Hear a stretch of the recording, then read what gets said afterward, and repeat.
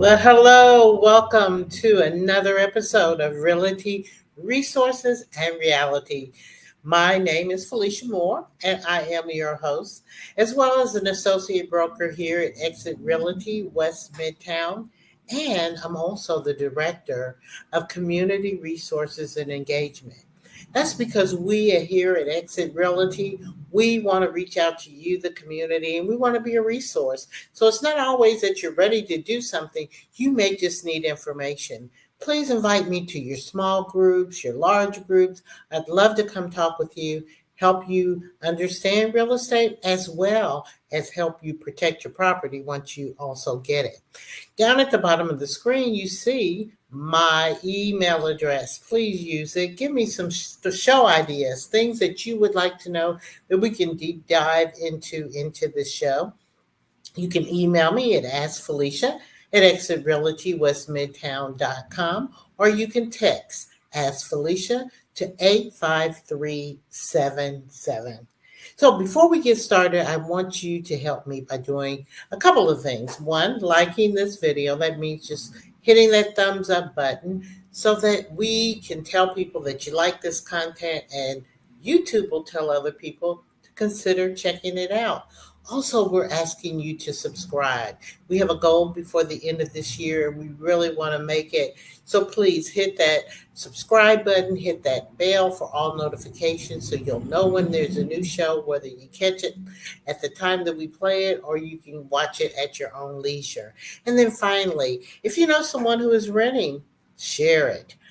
Make sure you share this content so that they can go back and see some of the other episodes that we've done. We've already done episode 1, which I think, bar none, is the most important, if anything else, and that is the budget. So please, if you haven't, before you even look at 2, 3, 4, 5, 6, 7, 8, 9, 10 step, go back to that first, because if you don't capture and get that first one right, the rest of them will not fall into place. We talked about location in step 2, property condition in step 3, the lease agreement and things you need to look out for in step 4. Step 5, we talked about the landlord and the property management company that you will be working with where you're living in your new rented or leased space, and your rights as a tenant in number 6. Today, we're going to conquer neighbors and community, and that's a big topic as well. So please make sure you get your notepad out in the event that you need it. Again, I would ask that you like, share, and subscribe, and let's get into this content right after this commercial break. So when we take this brief break, I ask you to please go and like, share, and subscribe this video. I would really, really, really, really appreciate it. Here we go. Like, this is amazing. There's no limit. The opportunities are endless and they just keep compounding. You can earn over 100%. And everybody has that opportunity, and it's awesome. You can build multiple streams of income. I love it. I have so much freedom.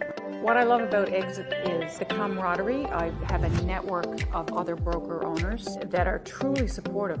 What I love most about Exit is the people and the culture that it brings right from head office. Exit trading has made all the difference in the world for me and my business. I love the training at Exit. I love the family, the culture. Honestly, I love everything it offers.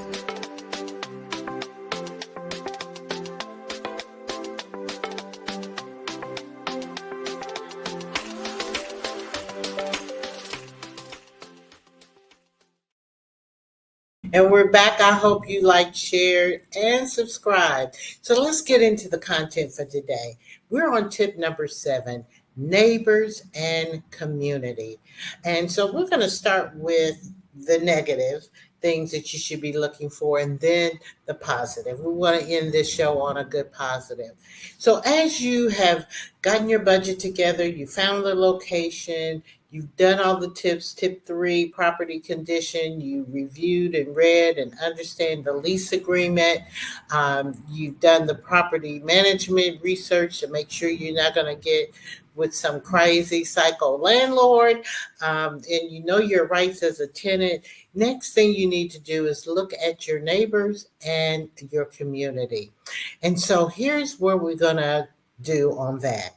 We're going to look first of those things that we are not going to like and things that can be impactful to our stay. You know, I always tell people whether they're buying a house or you're leasing, and a lot of these things kind of coincide. Once you've decided you want to make that decision, you want to see that property in the daylight, in the midnight, during the day, and in the evening. You want to go by that property. Sometimes, depending on what's in the area, you might want to go by, just do a drive by 2, 3 o'clock in the morning. You want to get a feel of what that neighborhood is going to be like for you to live in, and who are the neighbors and what are the activities that are going on. Crime is always an issue that people want to understand, because they don't want to go into an area that's crime ridden. And if it is, which there's crime everywhere. So no matter where you look, you're going to find some sort of crime that is happening in that property, around that property, or in that community. But it's good for you to have a heads up and know what that is. And then you can help make sure you mitigate that, either with security systems. If it's a lot of car thefts and you're in an apartment complex and it has a parking garage and cars are being broken into, that may be something that you have of a concern, and you need to make sure or find out what the security management, the property management is doing to address it. And is it going to be sufficient? How long has this happened? How many times has it occurred? If you're renting a home or somewhere in a neighborhood, you'll want to know if there are a lot of home invasions in the neighborhood. You just need to kind of know what you're getting into so that you are not a crime of opportunity, no matter where you are or where you want to stay. So you want to look for signs like graffiti, a lot of broken windows. If your apartment, if there are people's screens hanging out the window and that kind of thing. You want to look at police presence. If you're going morning, noon, and night, you're just checking out the property at various times. Did you ever see a police or any police presence in the area? Where's the closest police precinct? Where's the closest fire precinct? Those are things that you're going to want to know. And you can research these things online. All or most jurisdictions now, you can go on their website and they can give you the crime statistics and what they call a heat map, where you can see exactly what type of crimes are being committed in what area. There are a lot of apps out there, neighborhood apps, next door.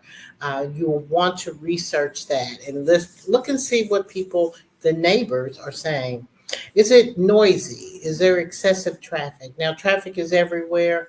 But there may be, because of some reason or other, a lot of traffic in and around that property. I would also suggest, if you're going to be leaving home for work at a certain time in the morning, that may be a time you want to go by that property to see, is it really backed up? And can I get to work in a reasonable time? Or if I rent this place, am I going to have to schedule myself so I have to leave earlier to get to where I need to go? So you want to look at other things about noise. There may be some industries or something. You may be near a railroad, which is actually near intersection. Any railroads that are near an intersection, you're going to hear the train beep or blare or whatever, which drives some people crazy. So you're going to want to know that. One way to find that out is as I may have mentioned, I think in another tip, you want to get Google Maps and you want to see that location physically, and then you want to spread out so you can see what's in and around that area. So you can see if there's a railroad, or you can see if there's an industry that at lunch break they blare the sounds for people to move. You want to make sure that you know what's going on in and around your property. Another thing too, I can think of a million, but another one is if you're in a busy business district and there may be restaurants and bars near you, which is wonderful. You got liveliness all going on, but do they have a patio and do they amplify the sound from that patio that you may have to hear? Maybe songs you like, you don't like, or you just may want peace and quiet. So you may want to go by there in the evening so that you can look at that. All right. If there are frequent for sale and rental signs around, that's something you want to look at because you have to ask yourself, why is everybody selling uh, to get out of this and why are they renting because no one is in these properties? You want to know that there may be signs that there's something else that's going on and there's some dissatisfaction in the neighborhood or there may be something coming in the neighborhood. And that's where it's always good to try to tap into the neighborhood or apartment, anybody's Facebook pages or any other social media platforms, or you just may want to Google it, or you may want to go in those platform search engine and put in the area, the apartment complex, the community, the neighborhood, to see what comes up so you can hear what others are saying. Poor maintenance in common areas. As I look out my window here, I'm looking at a nice development. This is not for lease, they're for sale, but they're very neat. Curb appeal matters and how it looks matters. If things are a lot of trash, a lot of debris, dumping, that kind of thing, those are indicators that there may be crime. It's just statistical and it's just knowledge. You want to make sure that things are well maintained in and around you. That includes the sidewalk. If there's a public park nearby, you want to see that that's clean because that tells you that the city or the county or whoever is over that is paying attention to the area and making sure that it is well managed and well kept, whether that be the city or the property owner of the property. Negative online reviews and complaints. I would say try to check and see what you can, particularly if it's an apartment complex, because people will vent. If they try to get them to fix that oven or that leak in the ceiling and they haven't done it, or they're dealing with mold or rodents or sometimes people will vent that frustration in reviews. And I ask you to look at those. If I always ask you to kind of look both ways because someone could be just a tenant from hell, should I say, and they just want to complain and put out a lot of negative information because they were mad about a particular situation. Or they may be getting too much praise about how wonderful they are because they're doing that for marketing purposes. So you have to be able to balance those reviews. Make sure you're getting those reviews from different sources. If you're dealing with a company or a management company, I would strongly suggest looking at the Better Business Bureau's website to see how that was rated and if there were any complaints. So some other helpful resource tips that you can have. Again, looking at those local crime mapping tools that may be available, often on police websites. You want to look at neighborhood apps, neighborhood next door, wherever you can tap in and find out what the local people are saying. You want to look at online reviews, as we discussed. Make sure you're balancing it out and making sure you're looking at different ones so you don't just get one and everybody says it's wonderful, but that could be the management company or somebody else talking about how wonderful it is. If there have been things happening in and around the neighborhood, you want to maybe check out the city and our town hall websites, community forums on Reddit and other social media platforms. And then you want to search the news. You want to search that neighborhood, that community, that apartment complex, and put news so that you can know what has been happening in that neighborhood. And so now we're going to end the last segment of this show with those things that are positive that you should be looking for. And we'll get to that right when we come back. But again, as I always beg you, and please like, share, and subscribe. Help us get our numbers up. Help us get this information out to benefit you, the community. We'll be right back.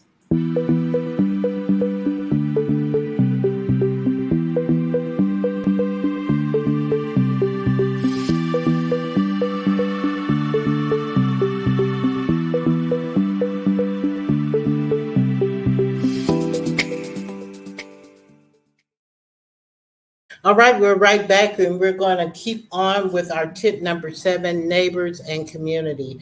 Not only do you want to do all of the things that we talked about to make sure you don't see those negatives, you want to go talk to the neighbors. If you can knock on the door, if you see someone out in their yard or out in the apartment, you want to ask them to get some real information about their experiences. So are those neighbors friendly and welcoming? If they are, that's a good sign. The other thing we talked about, if it's clean and well maintained, that's a positive sign. If the noise levels are low, based on some of the things we talked about earlier, that would be a positive sign. And again, you want to check during different times of the days.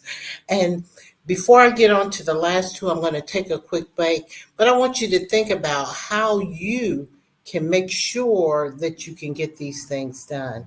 But anyway, let me go on because we only have a couple of others. I think we can get through this.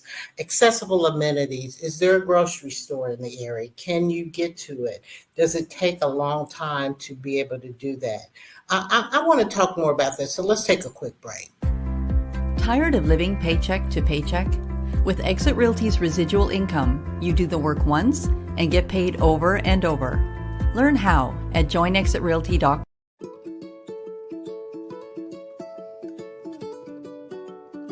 At Exit Realty, our goal is to market your home to get it sold for the most money possible in the shortest time. Along with neighborhood expertise, dedicated service, and strategic negotiation skills, your Exit Realty professional will utilize innovative technology to maximize your home's exposure and market it to the largest pool of potential buyers. People want immediate pictures and price, and your Exit for Sale sign is their gateway. When a potential buyer passes by your home and texts your agent's unique My Smart Sign code, they will immediately receive pictures, pricing, and details about your home. Your Exit professional will be notified so they can follow up right away by phone or text to arrange for a personal viewing. If you text Exit Sign now to 85377, you will experience an example of what the potential buyer sees. Your Exit professional will also create a custom suite of digital tools to market your home. The virtual tour will be syndicated to popular real estate portals to showcase your home where most buyers start their search online. Your home. Okay, we're back. It got a little warm in here. Had to take a break. But anyway, I didn't want to rush through these last two. So thank you for going through that break. I certainly hope you took the opportunity to like, share, and subscribe. So the last two, accessible amenities. And that's important because you have day-to-day life and you want to make sure, which I hope you had looked at when you were looking at location, you want to make sure you have the amenities that you like. If you like to walk, if you like to walk your dog, if you like a dog park, if you like being in the park, whatever those things are that you like to do, you want to make sure that they're easily accessible to you, and even better if they're in walking distance. So you want to look and scope out where the grocery stores are. If you need public transportation, every once in a while or every day, you want to make sure there's a bus stop or something that you can actually get to. Make sure you know where the medical facilities are, where the police precinct is, where the fire station is, any of the nearby conveniences that you may need to enhance your day-to-day experience and your lifestyle. So let's make sure you look around for that. And again, if you did that Google Maps, you'll know where the nearest shopping center and those kinds of things are, and you'll know those answers to those questions. Finally, strong community engagement. That is a positive indicator. If you know that the apartment complex has a tenants association, or if you know the neighborhood, if it's a home or something, has a neighborhood association, go to those meetings, meet those neighbors, hear what they're talking about, ask them about the experience. And one thing that you know, that if you have a group of people who are actually looking at these things and working and meeting every month, they are concerned citizens, and those issues that are need to be addressed in the community, someone is looking out for. So, just as a recap, we want to know who our neighbors are. We want to know that it's a welcoming, friendly environment, and we're going to reach out and talk to those people. And we want to know what the community is like. Are they engaged? What's going on in the community? Is it well maintained? Is there high crime? Any of those things that you may need to know to make sure you're renting right and that you are going to have a smooth rental experience. So that's tip number 7. Please replay this at your leisure. In the next episodes, we will get with our utilities and service, which is our tip number 8, our move-in checklist, which is tip number 9, and we'll wrap it up with plans for the future. So please make sure you catch all of the episodes. But again, I tell everyone the most important one is episode 1, tip number 1, your budget. So please make sure you go back and review that if you're just starting on tip 7. Again, I'm Felicia Moore, your host. Thank you so much for joining us for another episode of Realty, Resources, and Reality. Again, I would encourage you to like, share, and subscribe to this channel so that you can get all the notifications and you will know when we'll be back. Thank you and have a good one.